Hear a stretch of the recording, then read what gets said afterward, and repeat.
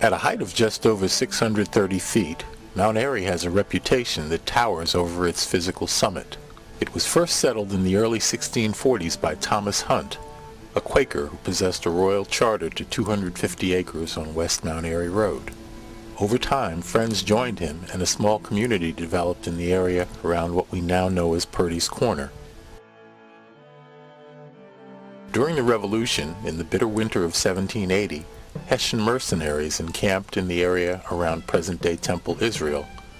From there, they staged their assault on the Patriots on the lower hill.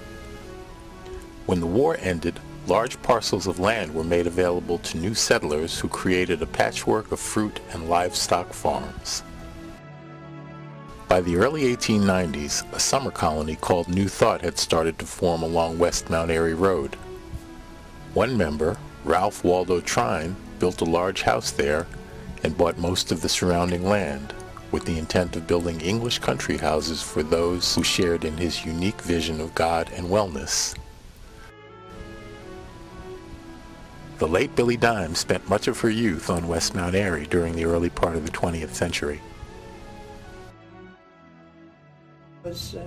That picture that we had on the front of our newsletter one time, that was taken down off West Mount Airy, off Calabar Road. That was New Thought, because there was a New Thought colony that was down there, all through that section of West Mount Airy. The New Thoughters lasted around a decade or so before the movement lost impetus. I was more of the tomboy kind, so I was often roving. And the man who lived out, there was a barn on that place, which now has been converted into apartments, but he had to, do the mowing, do all this, and he had a horse, which he allowed me to ride as long as I would promise to take it to be shod, and I used to have to take it all the way across the dam over, I don't know how far it was, but I used to have to ride the horse over there to get shod and come back. Here I was, just a kid, My shoes never wore out because I would wear them going out, and I'd take them off and hide them behind a stone wall and go barefoot for the rest of the day until I was going home at night, and then I put my shoes on. But they never wore out. By this time, the area was discovered by an entirely different group of radical thinkers. A bohemian group of Greenwich Village types led by patroness Mabel Dodge first took up residence on Finney Farm in the early 19-teens, and later in the Glengarry area of Mount Airy. Many of her associates were writers and artists on the radical monthly magazine The Masses, which was then edited by Max Eastman. The magazine reflected the spirit of rebellion and personal freedom that characterized the left in those days. It was an eclectic band of anarchists, socialists, as well as communists and their sympathizers that would give Mount Airy its nickname, Red Hill.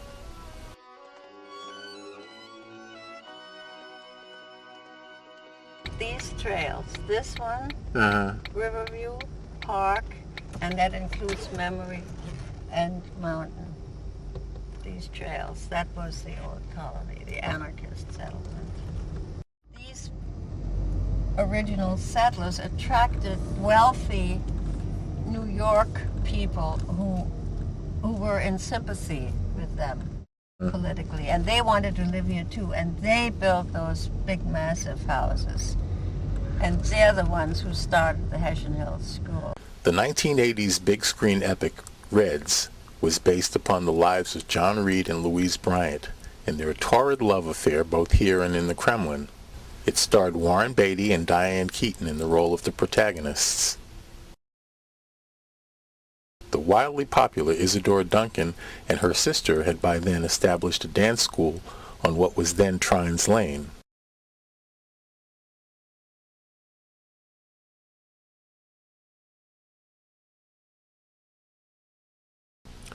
The actress Gloria Swanson set up household at Longview. In her memoir, she would acknowledge a 3-year-long relationship with the Kennedy patriarch.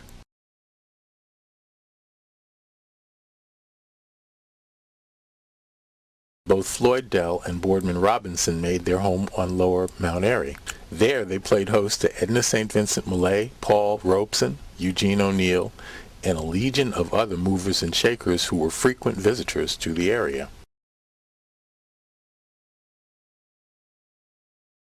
In 1917 and 18, it was claimed by authorities that political cartoons and writing by Dell, Eastman, Robinson, Young, and later John Reed violated the Espionage Act. While they were acquitted, the publication of the magazine was interrupted. It would reemerge in later years as The Liberator, but radicalism on Mount Airy had been dealt a chilling blow by the Red Scare. In 1925, in the aftermath of all this hysteria, the Hessian Hill School was founded by educator Elizabeth Moose, who was said to have had communist ties. The school's uniquely successful and child-centered approach to learning was based on the Dewey Method and would serve to attract scores of new families to Croton over the ensuing decades. Hi, I'm Gene Pearl.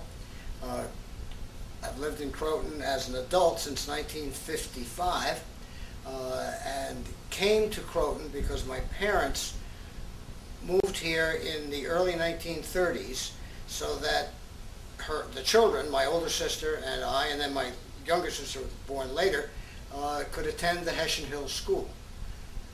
The school had its own apple orchard, and we would pick the apples, count the number of bushels we got, take the bushels to the cider press, and we would then take that number of gallons away, and then we would sell them to be sure that we made a profit on top of what it had cost us. So we saw it, and then we had to keep track of the funding, we had to keep track of how many bushels. So there was all this working with the outdoors, gathering the apples, but then knowing what was the math involved.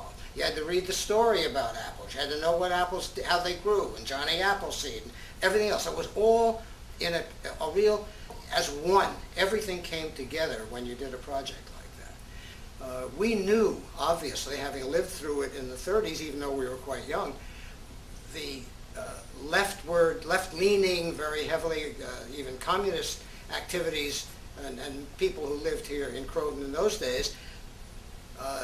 But I think it's important for anyone to keep in mind that Mount Airy in particular is where the leftist people tended to settle, but not all of Mount Airy, and I'll relate this to Hessian Hills again in a second, was all people who were of that same political persuasion. But you could very well get along with all people, whether you were Floyd Dell, whether you were Bob Miner, people like that who were active in the party without being a member of the party. Relating it to Hessian Hills, the founder, Elizabeth Moose, of the Hessian Hill School, joined the party in 1939, the Communist Party.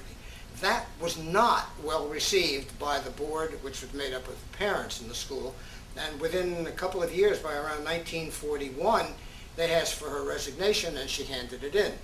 So that which was the end of the school. I mean, it began to go downhill for 11 years till it quit in 1952. Relations between the Mount Airy community and the rest of the village during this time could best be described as strained, with occasional dust-ups taking place over the years. Actually, as I lived here longer, you just endlessly picked up stories. I remember there was someone who was a teacher at the school, as I was, who had come here in the 50s and had given a list of people whose houses she shouldn't accept invitations from. And they were all people up in this part of the world. And I think that the split between the village and the hill was very real. On the other hand, they didn't interact terribly much because a great many of the well-known leftists sent their children to the Hessian Hill School or to other schools, and many of them didn't have children. They were singularly inactive in the life of the village, so their life was going on up here, so to speak, with not much connection to what was happening. They didn't run for local office. They didn't. They weren't members of the run for school board. They were somewhat apart. Mm-hmm. But up here, there were three very distinct groups: the communists, the anarchists, and the socialists. I remember there was an elderly woman called Hilda Dell who lived here in the colony, was first here, and she told me a great deal about this area. And I remember her statement, "Oh, those communists, they set the cause of radicalism back 50 years. With the emergence of McCarthyism and the passage of the Smith Act, several more Mount Airy residents, including American Communist Party leader Alexander Biddleman, were ultimately convicted and sentenced in the 50s.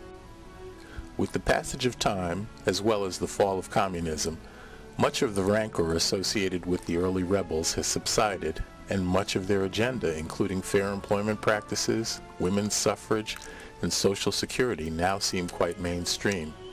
Today, Mount Airy has transcended much of its controversial past, although it remains a haven for those with both activist and artistic tendencies.